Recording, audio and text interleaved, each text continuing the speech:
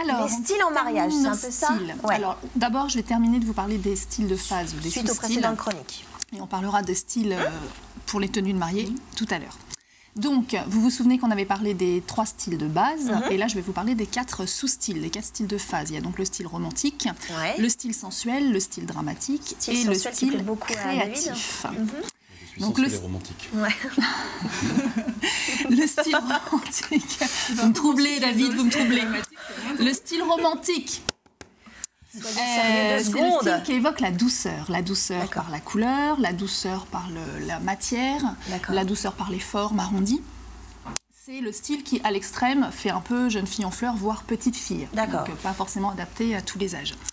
Ensuite, le style sensuel, c'est le style de la séduction, de l'audace, donc qui est marqué par des tissus transparents, des décolletés, la dentelle, de la dentelle. Très à la mode, romantique, il peut y avoir de la dentelle aussi. Des vêtements moulants, des matières qui attirent l'attention, des couleurs qui évoquent l'érotisme, comme le rose, le rouge, le fuchsia. Donc, pousser trop loin, le style sensuel, on peut arriver à la vulgarité. Oui.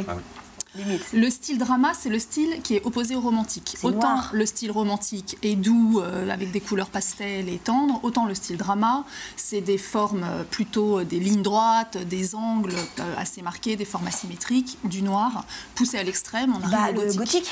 Oui, exactement. Et puis enfin, le style créatif, c'est le style des personnes qui ne veulent pas ressembler aux autres. Donc c'est celles qui sont capables d'aller piocher dans tous les styles.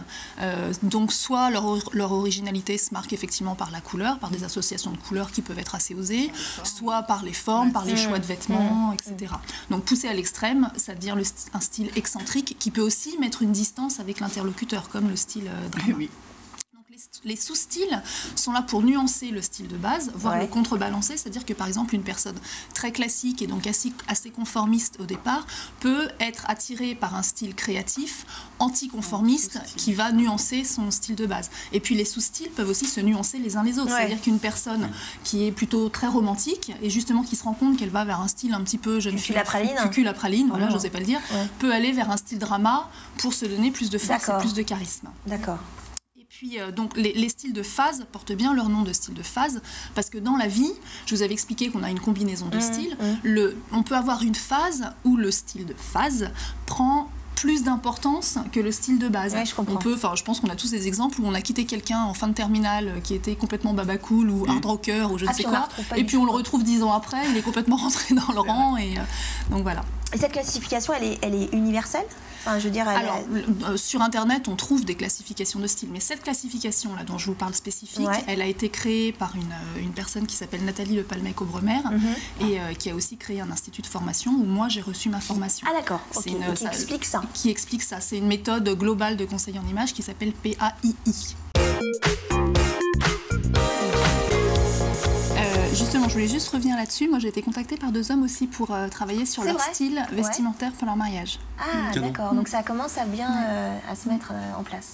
Alors, robe de mariée, et pas que d'ailleurs. Les robes et les tenues de mariée et S. Oui. Donc, hommes et femmes.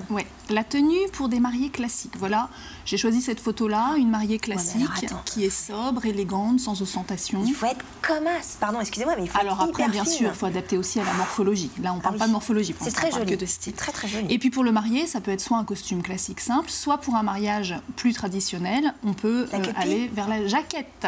Ce n'est pas une queue de pie. Pardon. Je ne suis pas très balèze en... Ah, faudra que je vous fasse une chronique sur les habits. Je ne suis pas très balèze. Car la jaquette et la queue de pie, c'est pas pareil. D'accord.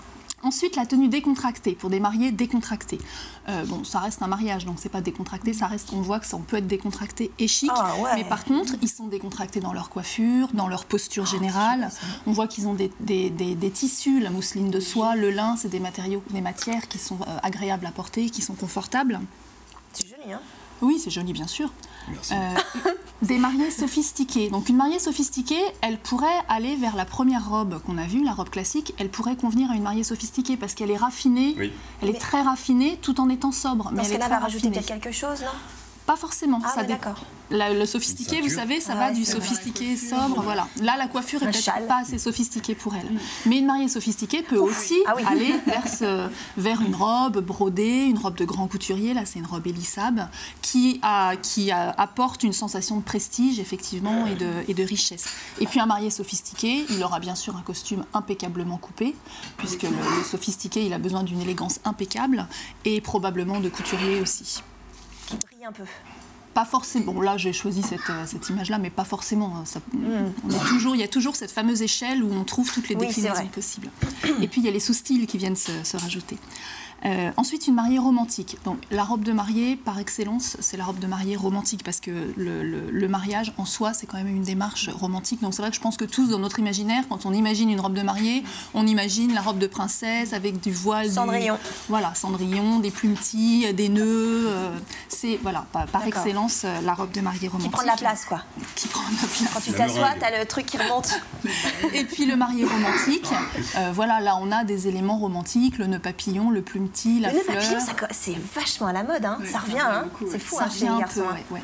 Et là, la couleur du costume est un peu vive pour un marié romantique. Là, il est quand même limite créatif. Et oui. Ensuite, les mariées sensuelles. Une mariée, à partir du moment où elle a quand même un décolleté, les épaules dénudées... Elle est sensuelle. Elle est sensuelle. À moins d'avoir une robe jusque-là, et a priori, elle est quand même assez sensuelle. Et ça montre bien qu'on peut être une mariée sensuelle sans être vulgaire. La sensualité, c'est pas forcément la vulgarité. Tout à fait. Oui, mais souvent, on peut imaginer que le style sensuel, c'est vulgaire. Non, bien sûr que non, tout est une question de mesure. Et puis, un marié sensuel, à partir du moment où il ne met pas de cravate et où il a sa chemise un peu ouverte, et puis il a un costume quand même assez près du corps, tout de suite, il y a un côté sensuel qui vient. Des mariés drama. Ce n'est pas incompatible. Là, on voit que cette mariée, elle a un décolleté très pointu, elle a l'empiècement qui est très géométrique. Ça apporte un côté drama. Et puis, un marié drama, il peut être habillé tout en noir, avec les revers en cuir, c'est drama. Et puis, enfin, nos mariés créa. Voilà, on voit qu'ils sont créa, les robes, les chaussures oranges, les baskets qui sont décontractées et créa. Voilà, donc on peut adapter son style à sa tenue. Donc vous êtes plutôt sensuel. Vous n'avez pas de cravate. Moi, je sais pas de cravate, la chemise un peu ouverte. David est plutôt sensuel. David est plutôt sensuel sur le plateau de la grande émission. Voilà, c'est dit.